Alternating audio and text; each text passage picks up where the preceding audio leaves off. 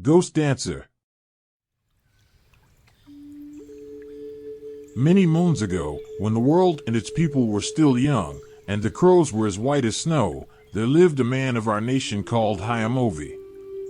Hayamovi was a paragon of the Tsitsiistas nation, even in his youth.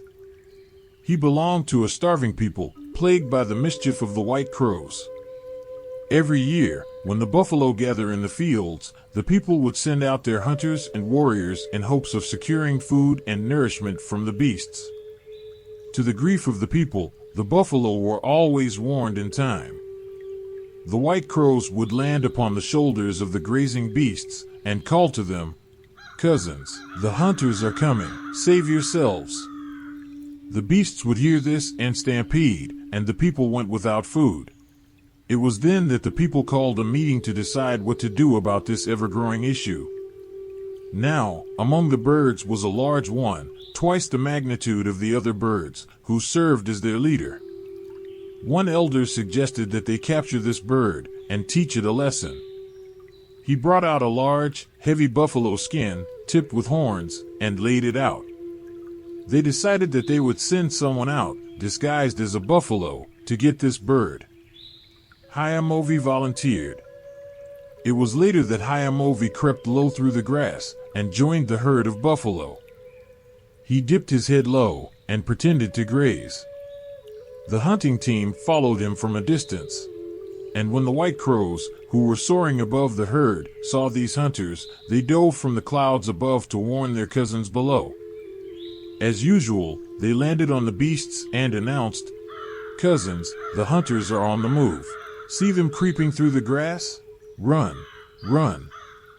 The buffalo stampeded until all that remained in the field was Hayamovi, who still pretended to graze.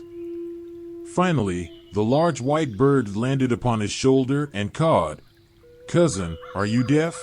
Did you not hear our warning? The hunters are here. Escape while you still can." As the bird spoke, Hayamovi slowly reached out from under the heavy skin and grabbed the bird by the feet. With great haste and deftness of hand, Hayamovi tied the bird with a hide string, binding its feet and attaching the other end to a stone. With the bird in his grasp, Hayamovi shed the skin and carried his catch back to the camp. When Hayamovi returned, the people held a council once more. They tried to decide what to do with this evil bird that had made their people go hungry for so long. One angry, grievous hunter suggested that they burn the bird to teach it a lesson. He grabbed the bird from Hayamovi and threw it, stone and all, into the fire. The great crow was badly burned, but the hide string binding its feet burned faster, and soon he was set free. The bird flew from the inferno, his singed wings stained from the smoke of the fire. The bird escaped, and was still large, but was no longer white as the snow. The crow was now black. As the bird flew away, it called down to the people, "I'm sorry. I'll never again warn the buffalo. I promise." The bird kept its promise, and the people were fed. It was many years later that young Hayamovi had grown into a man, with a son of his own. He taught his son everything he knew, from hunting, to scouting, to keeping peace within the camp. Hayamovi educated his son in all of these things. He called his son Remaining Fire because after the death of his wife, the child's mother, Hayamovi's son was all he had left.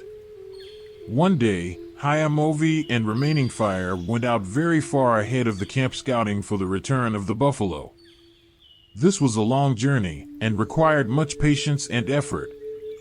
Because Remaining Fire was old enough to leave the camp and venture out this far, Hayamovi saw it as the ideal time to spend with his son.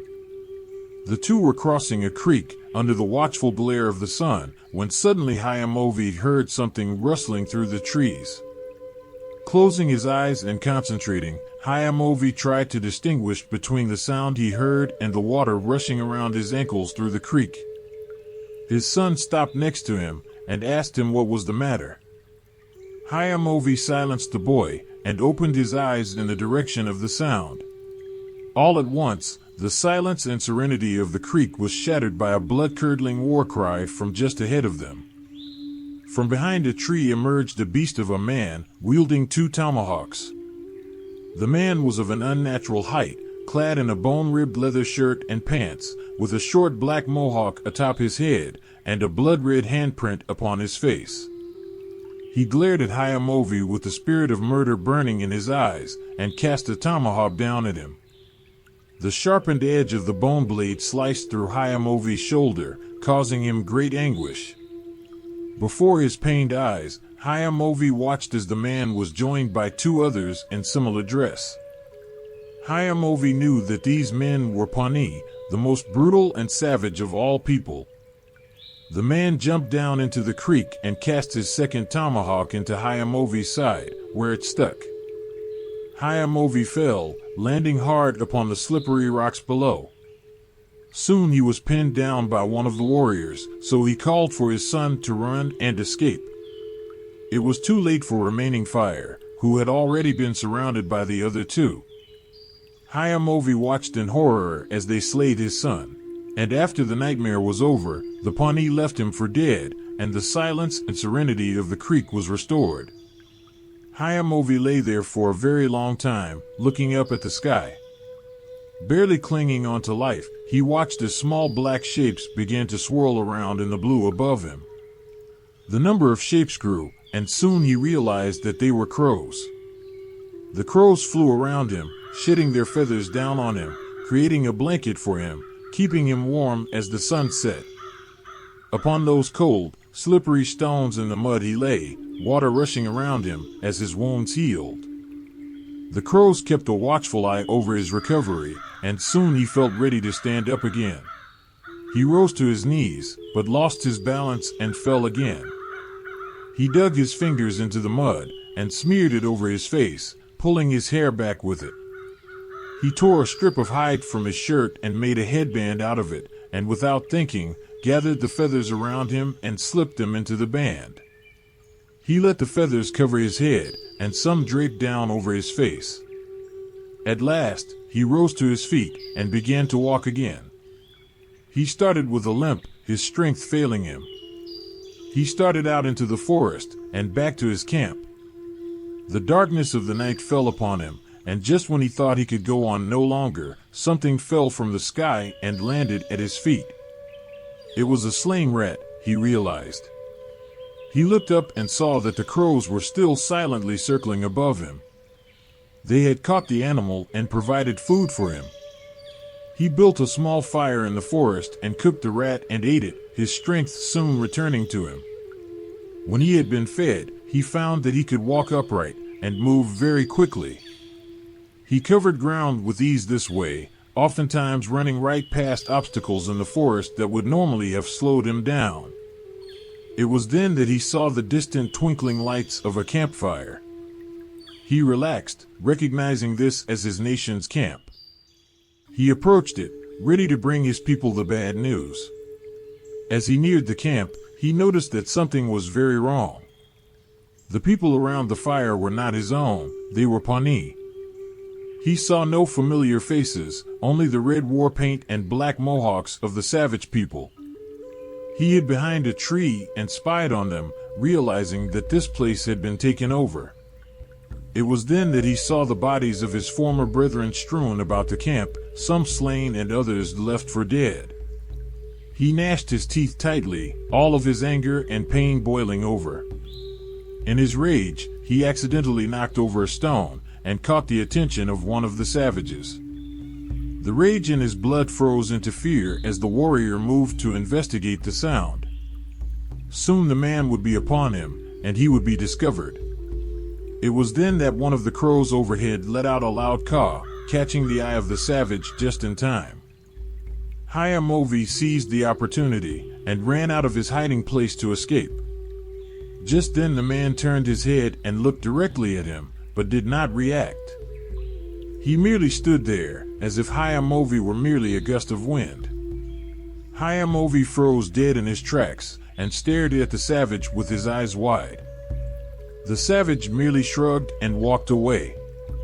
It dawned upon Hayamovi, as he looked up at the crows, that he was something more than what he was before. He was now more than a man. He had been wronged, and given a gift that he could use to right those wrongs. He had become something that his people had long since spoken of only in legend. He had become the ghost dancer.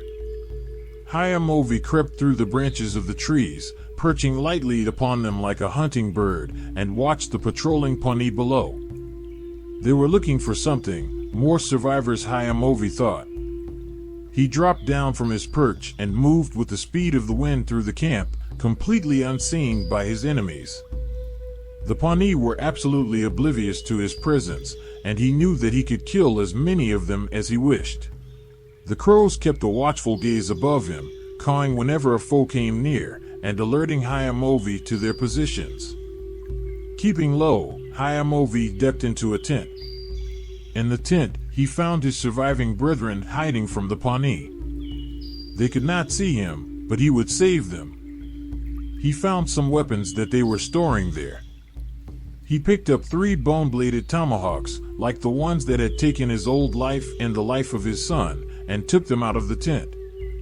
He looked around at the Pawnee warriors around him, surrounding the fire. He cast the first tomahawk into the fire, knocking the logs away and extinguishing the light. Engulfing the Pawnee in darkness, the ghost dancer went to work. In the darkness, all that could be heard were the sounds of tomahawks slicing through flesh, suppressed screams, and the insane cawing of the army of crows in the sky above.